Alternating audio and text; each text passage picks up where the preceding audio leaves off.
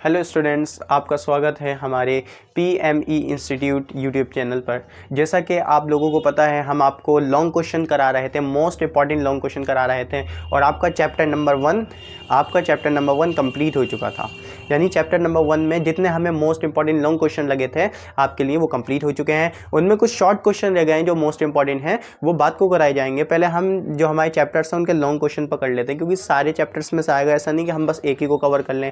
हम जो है पहले सबके लॉन्ग कवर कर रहे हैं ना, इसलिए अब हम चैप्टर नंबर 2 का लॉन्ग क्वेश्चन करने वाले हैं। और बहुत दिनों से वीडियो नहीं डालने की वजह से मैं आपसे माज़रत चाहता हूं, क्योंकि तबीयत ख़राब होने की वजह से मैं आपको वीडियो नहीं दे सका। लेकिन अब इंशाल्लाह आपको डेली वीडियो दूंगा, डालेंगे हम यूट्यूब चैनल पर। अगर जब मैंने अपना चैप्टर नंबर 2 देखा ना, चैप्टर नंबर 2 का हमारा नाम था वैद्युत रसायन। ये हमारा चैप्टर नंबर 2 था। वैसे तो हमारे बोर्ड के एग्ज़ाम में चैप्टर नंबर 2 से ज़्यादा कोई लॉन्ग क्वेश्चन आता ही नहीं है, लेकिन हमें तो लॉन्ग क्वेश्चन ही देखना है ना, इससे शॉर्ट क्वेश्चन ज़्यादा आते हैं। वो तो हम शॉर्ट क्वेश्चन की बात बाद में करेंगे। लेकिन मुझे एक लॉन्ग क्वेश्चन दिखा जो 2018, 17, 16, 14 में पूछा गया था। हो सकता है दोबारा पूछ लिया जाए, हो सकता है रिपीट कर जाए। लॉन्ग में अगर पूछा जाता है तो यही सिर्फ क्वेश्चन पूछा जाता है, या फिर शॉर्ट को इकट्ठा करके पूछ लिया जाता है। अगर शॉर्ट को इकट्ठा करके पूछा जाएगा तो हम शॉर्ट क्वेश्चन आपके लिए बात को लाने वाले हैं। अभी हम लॉन्ग क्वेश्चन की बात आते हैं। तो ये जो क्वेश्चन है हमारा वैद्युत रासायनिक श्रेणी, लक्षण तथा अनुप्रयोग, ये है हमारे चैप्टर नंबर 2 का, जिसका नाम है वैद्युत रसायन। ठीक है, तो इसमें हम पढ़ने वाले हैं वैद्युत रासायनिक श्रेणी क्या होती है, उसके मुख्य लक्षण कितने हैं, क्या है, और उसके अनुप्रयोग क्या हैं। लगभग 4 मुख्य लक्षण आते हैं और 2 अनुप्रयोग पूछे जाते हैं, अगर पूछे जाएं तो। उसके अलावा 2 पॉइंट्स में पूछे जाते हैं, हम आपको वो भी क्लियर कराएंगे। तो सबसे पहले हम, जैसा कि आप लोगों को चैप्टर का नाम बताया वैद्युत रसायन हमारे चैप्टर का नाम है। अब ये जो हमारी वैद्युत रासायनिक श्रेणी है, तो हम जानते हैं कि ये वैद्युत रासायनिक श्रेणी जो मैंने आपके सामने बताई है, ये होती क्या है, वैद्युत रासायनिक श्रेणी होती क्या है। पहले मैं आपको थोड़ा सा समझाता हूं इसके बारे में, फिर हम इस पे डिटेल में बात करने के लिए आते हैं। तो वैद्युत रासायनिक श्रेणी क्या होती है, विभिन्न नोट साथ में बनाते चले,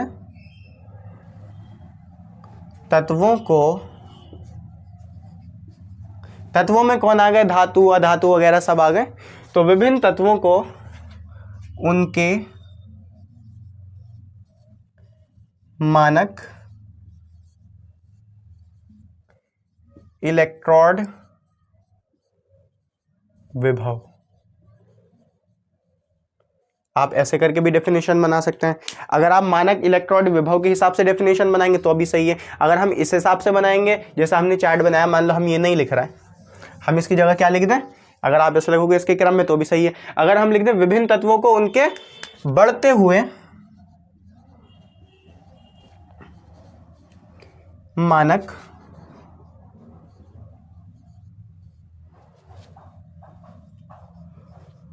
अपचयन विभव के क्रम में रखने पर जो श्रेणी प्राप्त होती है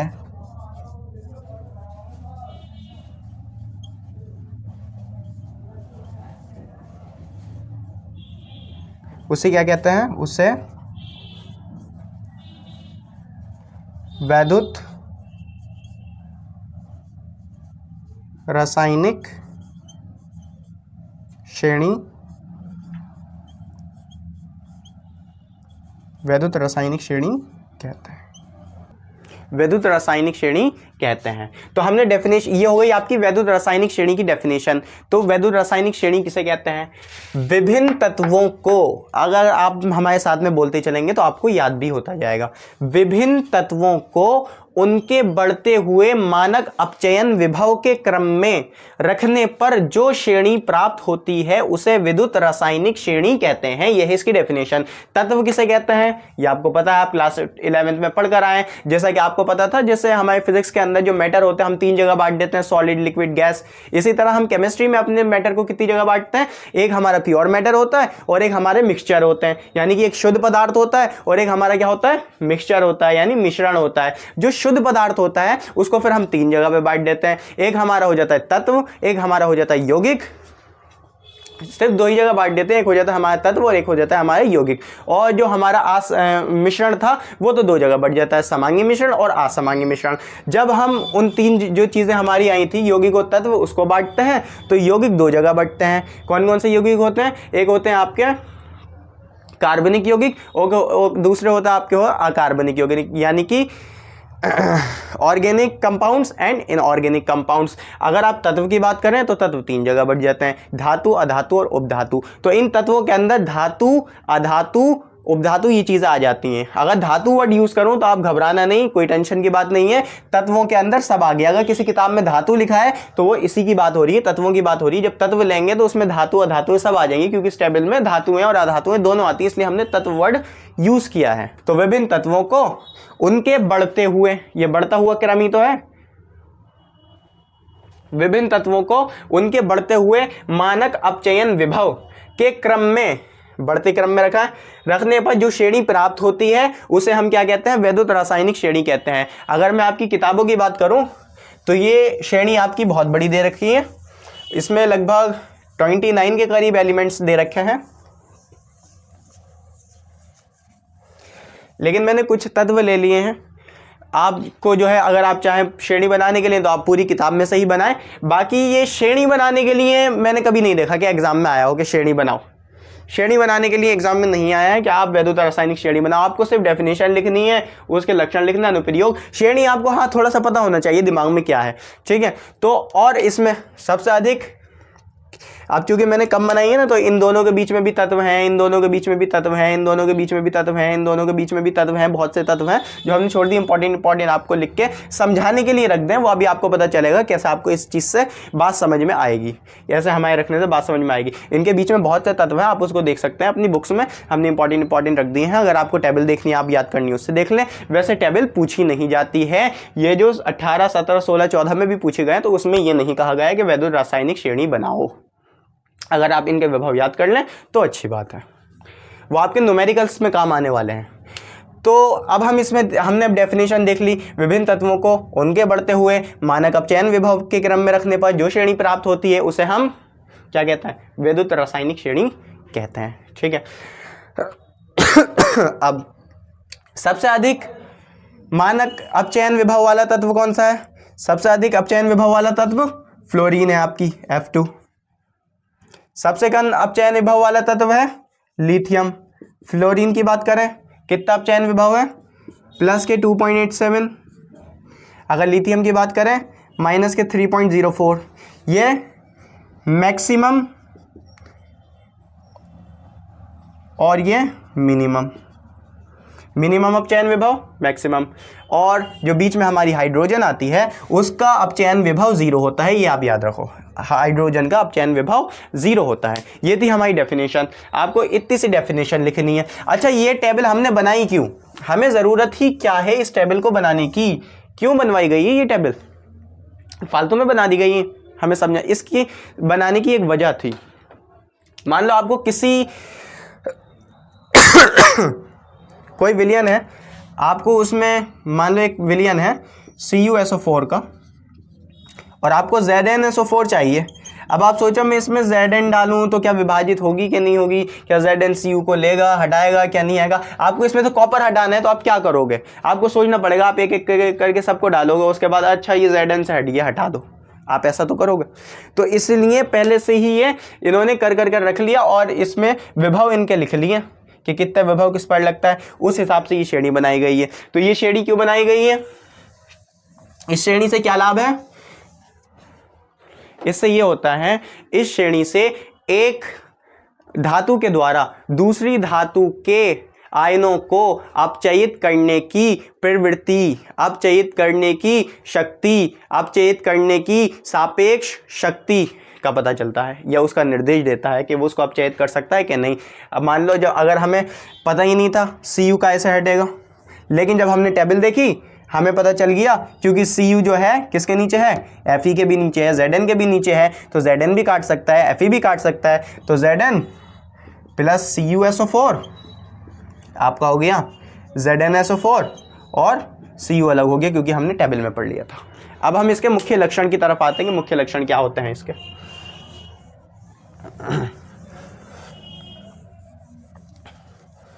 मुख्य लक्षणों में सबसे पहला लक्षण ये है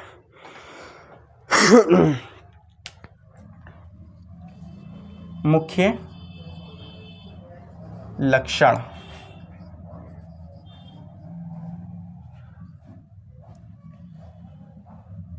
श्रेणी में ऊपर से नीचे की ओर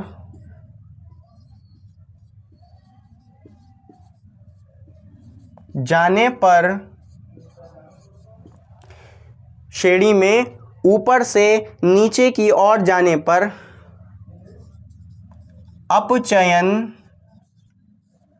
प्रवृत्ति घटती है, जबकि नीचे से ऊपर की ओर जाने पर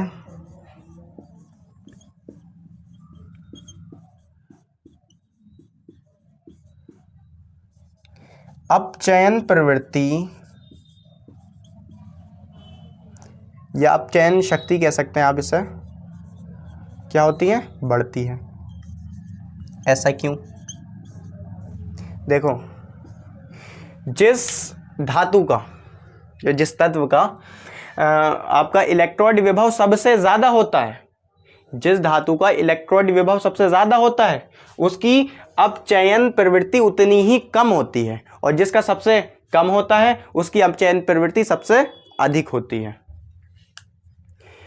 श्रेणी में ऊपर से नीचे की ओर जाने पर क्या होता है? श्रेणी में ऊपर से नीचे की ओर जाने पर अपचयन प्रवृत्ति घटती है। अपचयन यानी ग्रहण करने की प्रवृत्ति घटती है। तभी तो जब हमारा ये Cu था प्लस, या आप डेफिनेशन देख लें, फिर मैं आपको एग्जांपल देता हूं कि श्रेणी में ऊपर से नीचे की ओर जाने पर अपचयन प्रवृत्ति घटती है, जबकि नीचे से ऊपर की ओर जाने पर अपचयन प्रवृत्ति बढ़ती है। अब मैं आपको एग्जांपल देता हूं इसका, तभी तो ऐसा हुआ।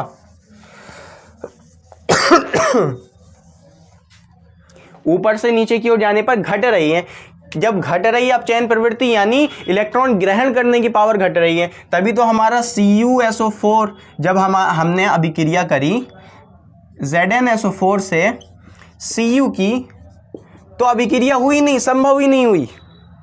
ZnSO4 ही आ गया हमारा, CuSO4 नहीं आया ये, क्योंकि इसके अंदर ज़्यादा अपचयन प्रवृत्ति थी नहीं और Zn के अंदर ज़्यादा अपचयन प्रवृत्ति थी। लेकिन जब हमने CuSO4 की अभिक्रिया करी Zn से, तो ZnSO4 बन गया, इसने इसके इलेक्ट्रॉन ग्रहण कर लिए और Cu अलग हो गया। जब Cu अलग हो गया यानी इसकी अपचयन प्रवृत्ति कम थी, जिसकी ज़्यादा थी, जो ज़्यादा भूखा था उसने खींच लिया इलेक्ट्रॉन को। इस तरह से समझें तो ऊपर से नीचे की ओर जाने पर अपचयन प्रवृत्ति घटती है, जबकि नीचे से ऊपर की ओर जाने पर अपचयन प्रवृत्ति बढ़ती है। यह हमारा पहला पॉइंट है मुख्य लक्षण का। अब आते हैं दूसरे पॉइंट की ओर।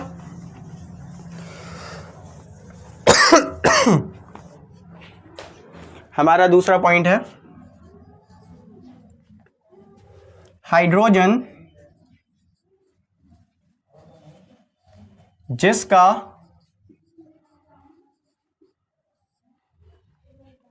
अपचयन विभव या मानक इलेक्ट्रोड विभव भी कह सकते हैं इसे, शून्य माना गया है,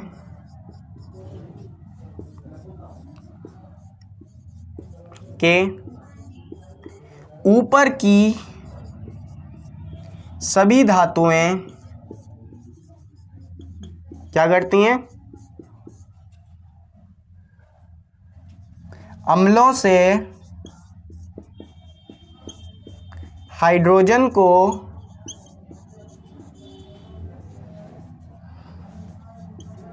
क्या कर देती हैं? विस्थापित कर देती हैं, देती हैं। दूसरा पॉइंट आप ये लिख सकते हैं मुख्य लक्षण का। हम 4 मुख्य लक्षण लिखेंगे क्योंकि ज़्यादातर 4 ही पूछे जाते हैं, अगर पूछे जाएं तो। तो हाइड्रोजन जिसका मानक इलेक्ट्रॉन विभव 0 माना गया है, उसके ऊपर की सभी धातुएं जो हैं क्या करती हैं, उसे जो है अम्लों में से, अम्ल तो पता है ना क्या होता है, जैसे वो होता है H2SO4 अम्ल होता है कि नहीं, अगर Zn से अभिक्रिया करोगे तो ये इसमें से इसको अलग कर देगा, ZnSO4 फिर बन जाएगा। तो इस तरह से जो हाइड्रोजन होता है उसके ऊपर की जितनी भी धातुएं होती हैं, क्योंकि उसका मानक इलेक्ट्रॉन विभव 0 माना गया हाइड्रोजन के, उसके ऊपर की जितनी भी धातुएं होती हैं वो अम्लों में से हाइड्रोजन को विस्थापित कर देती हैं, जबकि नीचे की धातुएं, हाइड्रोजन से नीचे की धातुएं ये नहीं कर पाती, ये नहीं कर पाती। आप नोट्स बनाते चले हमारे पास से, बिल्कुल आपको यही लिख कर आना है जो हम लिखवा रहे हैं, सिर्फ यही लिख कर आना है, ठीक है। यहां गया हमारा सेकंड पॉइंट। थर्ड पॉइंट की ओर आते हैं अब हम।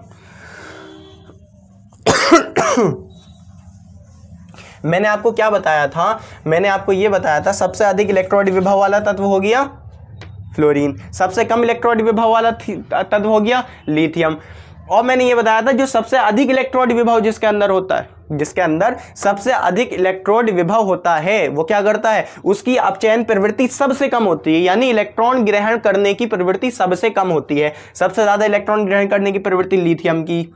अब बीच में और भी तत्व हैं इसके बीच में तत्व हैं, आप उनको देख सकते हैं। अगर हम इस सारणी के हिसाब से बात करें, लिथियम की, फिर सोडियम की, और Zn, Fe, 2H, Cu, Ag, उसके बाद फ्लोरीन, इस तरह से ये कम होती जाती है। तो हमारा तीसरा इसी चीज पर आधारित है मुख्य लक्षण, श्रेणी में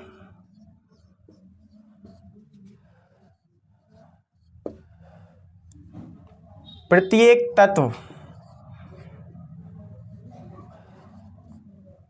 अपने से नीचे स्थित तत्व को उसके लवण विलयन में से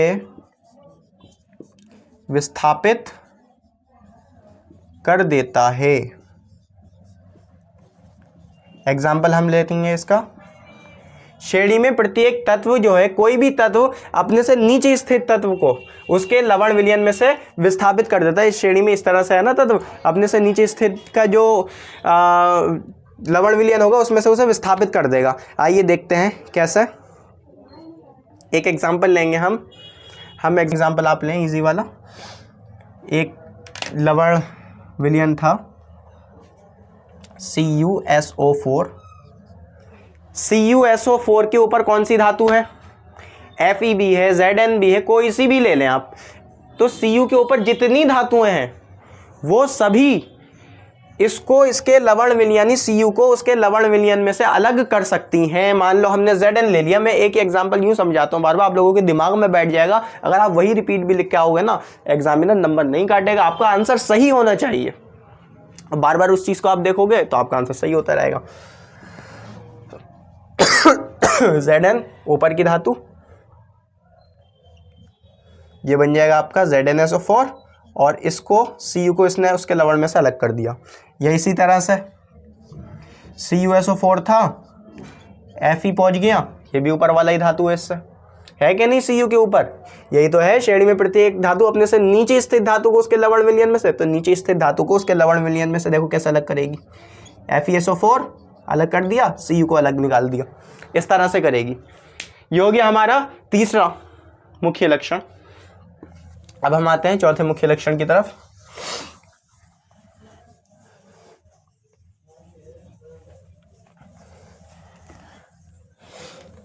हमारा चौथे मुख्य लक्षण कहता है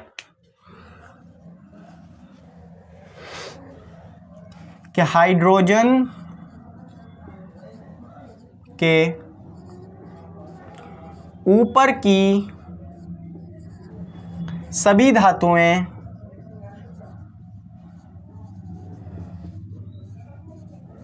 हाइड्रोजन को, सभी धातुएं जल या वाष्प के द्वारा अपघटित होकर क्या करती हैं, हाइड्रोजन प्राप्त कर सकती हैं, प्राप्त कर सकती हैं। जबकि हाइड्रोजन से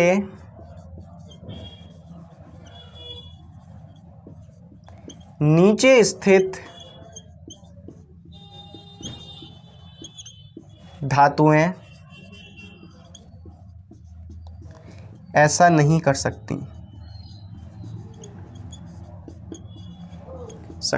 ठीक है, क्या कहा कि जो हमारा हाइड्रोजन है उससे ऊपर जितनी भी धातुएं हैं वो वाष्प या जल के द्वारा अपघटित होकर या क्रिया कर कर जो है वो हाइड्रोजन प्राप्त कर सकती हैं, लेकिन हाइड्रोजन से नीचे जो भी धातुएं हैं वो जो है हाइड्रोजन ऐसे प्राप्त नहीं कर सकती हैं। अब हम इसको करके दिखाते हैं आपको, देखें एग्जाम्पल।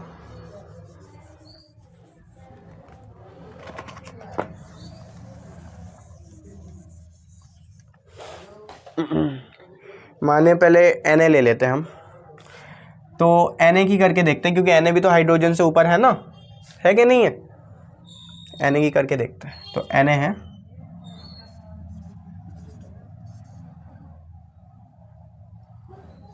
Na है हमारा। Na को हम क्या करेंगे, ठंडे जल के साथ करते हैं, ठंडे जल के साथ कर लेते हैं, या आप सिर्फ इतना भी लिख दें Na के साथ अभिक्रिया करने पर एग्जाम में, एग्जाम्पल में आप ऐसे कर दें। एग्जाम्पल जब लिखें तो एग्जाम्पल बस आप इतना सा लिख के आ सकते हैं, 2Na प्लस 2H2O एरो, ये आपका बन जाएगा 2NaOH प्लस 2NaOH। ठीक है, 2H आ गए, 2 Na आ गए, 2 दूनी 4 और H2 गैस आपकी निकल जाएगी। इस तरह से हाइड्रोजन प्राप्त होगी। आप क्या देख सकते हैं, 2 Na आ गया, देखिए 2 Na ये आ गए, 2 दूनी 4, 4 हाइड्रोजन में से 2 हाइड्रोजन आ गई, 2 ऑक्सीजन की 2 ऑक्सीजन बची, 2 हाइड्रोजन वो इधर निकल गई।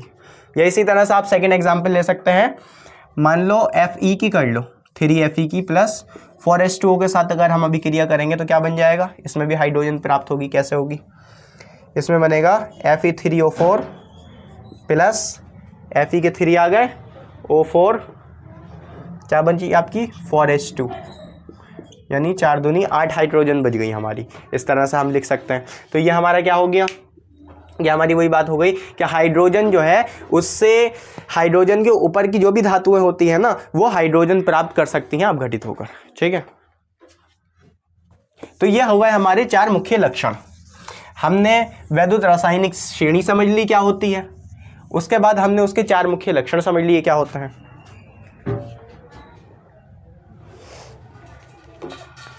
वैद्युत रासायनिक श्रेणी हमारी क्लियर हो गई है, हमारे इसके 4 मुख्य लक्षण क्लियर हो गए। अब हम आते हैं इसके अनुप्रयोग की तरफ, और मैं बता दूं अनुप्रयोग लगभग सेम है, लक्षण की तरह है, क्योंकि उसके प्रयोग में लाने वाली चीजें उसके लक्षण ये थी। आप लक्षण की तरह अनुप्रयोग लिख सकते हैं, चल जाएगा बिल्कुल। बुक्स में भी आपको ऐसा ही लिखा हुआ मिलेगा कहीं, अगर आप अनुप्रयोग में भी ये लिख कर आ जाए ना बिल्कुल चल जाएगा। वैसे तो ये अलग अलग क्वेश्चन आते हैं, वैद्युत रासायनिक श्रेणी की परिभाषा दीजिए तथा 4 लक्षण लिख लीजिए, सिर्फ इतना आ जाएगा। या फिर वैद्युत रासायनिक श्रेणी की परिभाषा लिखिए, उसके 2 अनुप्रयोग लिखिए, सिर्फ इतना आ जाएगा। तो अब अनुप्रयोग चलते हैं, उसके 2 अनुप्रयोग आएंगे अगर आए तो पहला अनुप्रयोग वही आप कर दो कि विभिन्न जो भी धातुएं होती हैं श्रेणी में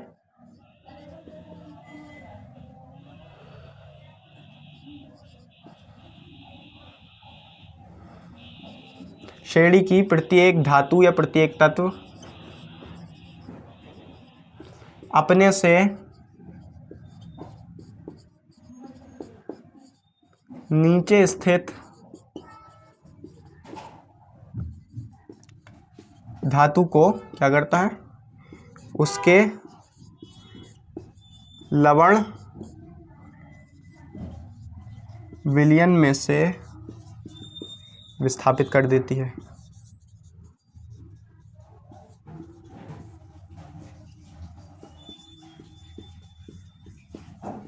जबकि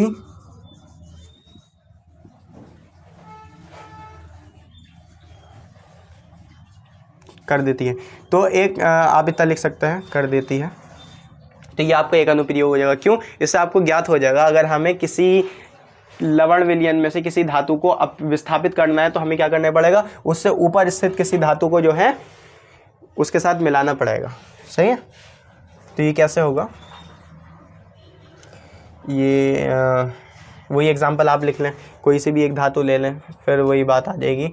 मान लो Fe के साथ CuSO4 में एग्जांपल देता हूँ ताकि आपको याद रहें। FeSO4 हो जाएगा, फेरस सल्फेट और Cu अलग हो जाएगा प्लस, ख़त्म। ठीक है, आप वो भी लिख सकते हो फिर ZnSO4 वाला एग्जांपल जो हमने लिखवाया था आपको। अब हम आते हैं दूसरे अनुप्रयोग की तरफ।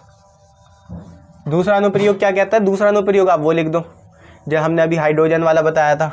अगर हमें हाइड्रोजन कहीं से प्राप्त करनी है, हम कहेंगे हमारे पास ये तत्व हैं, ये धातु हैं, हम हाइड्रोजन कैसे प्राप्त करें, तो वो भी हमारा एक प्रयोग हो जाएगा, अनुप्रयोग हो जाएगा, प्रयोग में आने वाली चीज़ हो जाएगी। तो उसके लिए आप वो डेफिनेशन लिख सकते हैं कि नंबर 2 डाल के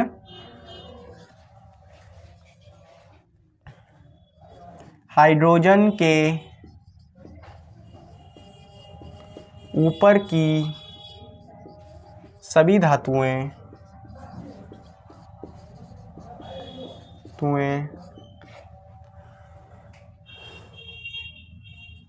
जल या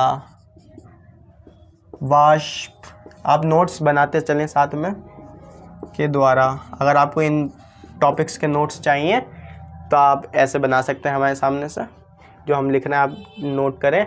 आपका मोस्ट इंपॉर्टेंट जो टॉपिक चल रहा है उसके नोट्स भी आपके तैयार होते रहेंगे, तो जो जो आपको याद हो जाएगा उसके नोट्स आपके पास होंगे। जब भी आप एग्ज़ाम देने जाओ आपको परेशानी की ज़रूरत नहीं होगी, आप जो है इसको रिवाइज़ कर सकते हैं हमारी वीडियो देखकर, और अपने नोट्स भी पढ़कर इसमें से जो हमने बनवाया आप रिवाइज़ कर सकते हैं। तो हाइड्रोजन के ऊपर की सभी धातुएँ जलीय वाष्प के द्वारा आप घटित होकर क्या करती हैं, हाइड्रोजन प्राप्त कर सकती हैं। ये भी अनुप्रयोग भी है, ये अनुप्रयोग भी है और लक्षण भी है। ये जो दो बताएं, अनुप्रयोग और लक्षण दोनों में रख सकते हैं हम, आप बुक्स उठा के देख सकते हैं। अब घटित होकर हाइड्रोजन प्राप्त करती हैं, जबकि नीचे की धातुएं ऐसा नहीं कर सकती हैं। वही पूरी लाइन लिख देना, ठीक है।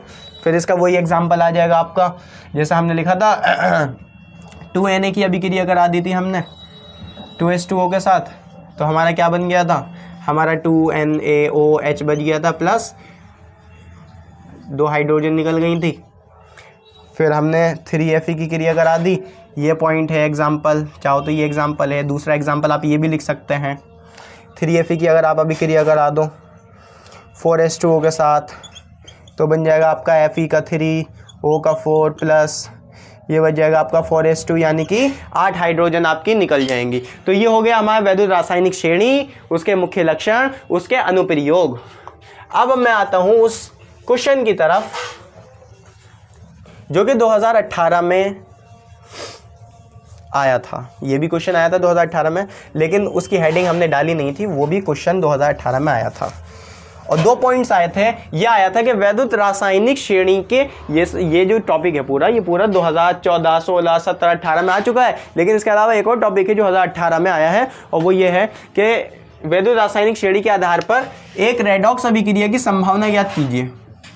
रेडॉक्स अभिक्रिया की संभावना, यह आया था। ये कैसे करेंगे आप, पॉइंट 1 डाल के आया था।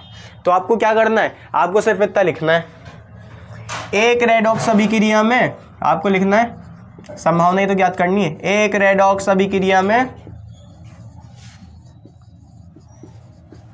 2 अर्ध अभिक्रिया होती हैं, अभिक्रियाएं होती हैं। कौन कौन सी होती हैं? नंबर 1 अपचयन यानी रिडक्शन, और नंबर सेकंड ऑक्सीकरण यानी ऑक्सीडेशन, ऑक्सीकरण।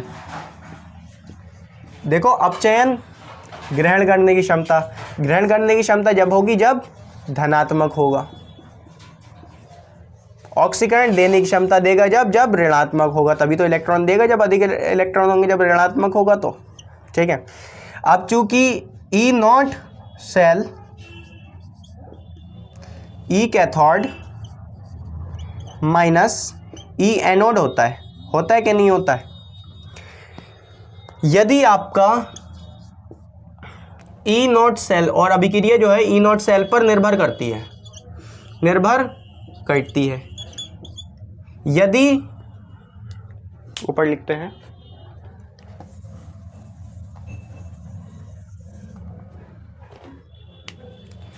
यदि ई naught cell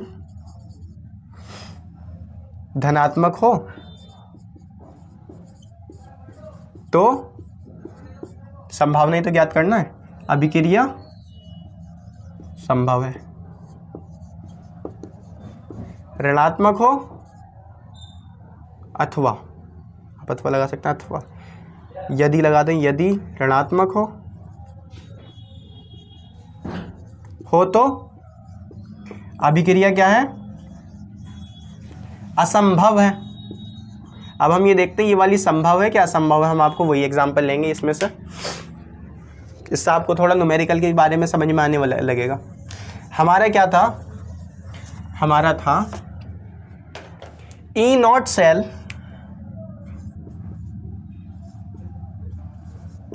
E cathode minus E anode, ऐसा ही तो था। अब रख दो आप इस तरह से, ई नॉट निकालना है ना, मान लो हमने ले लिया Zn plus CuSO4 is equal to, हम कहेंगे क्या यह अभिक्रिया संभव है, ZnSO4 प्लस Cu, क्या यह अभिक्रिया संभव है। हम ये वाली अभिक्रिया की जब आता तो संभव है, नेगेटिव में आता तो संभव नहीं है। आइए रखते हैं मान, तो Cu का मान क्या है, Cu का मान है प्लस के 0.34, ठीक है, माइनस ही तो करना है, और Zn का मान है माइनस के 0.76, इसको अगर आप सॉल्व करें तो माइनस माइनस प्लस हो जाएगा, और 0.76 में अगर 0.34 को आप प्लस करो तो आ जाएगा 6 4 10 0 7 8 9 10 11 1.10 वोल्ट।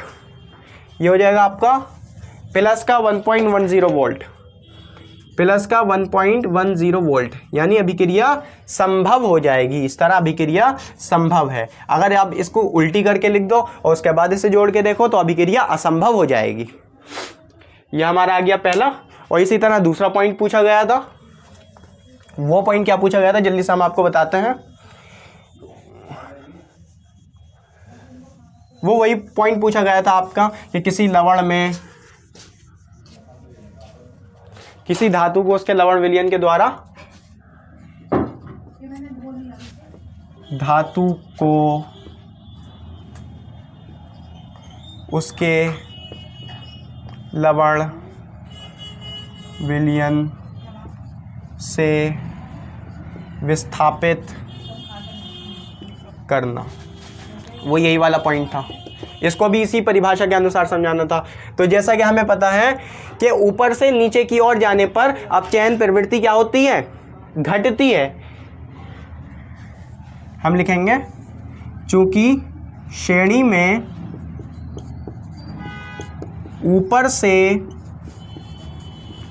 नीचे की ओर जाने पर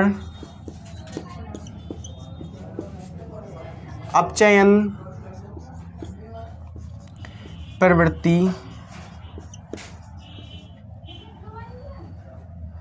घटती है, इसलिए श्रेणी में ऊपर स्थित, आप वैद्युत रासायनिक श्रेणी पूरा नाम लिख सकते हैं, मैं जल्दी में ऐसा लिख रहा हूं, तो इसलिए श्रेणी में ऊपर स्थित सभी तत्व अपने से नीचे स्थित तत्व को उसके लवण विलयन से विस्थापित कर सकते हैं।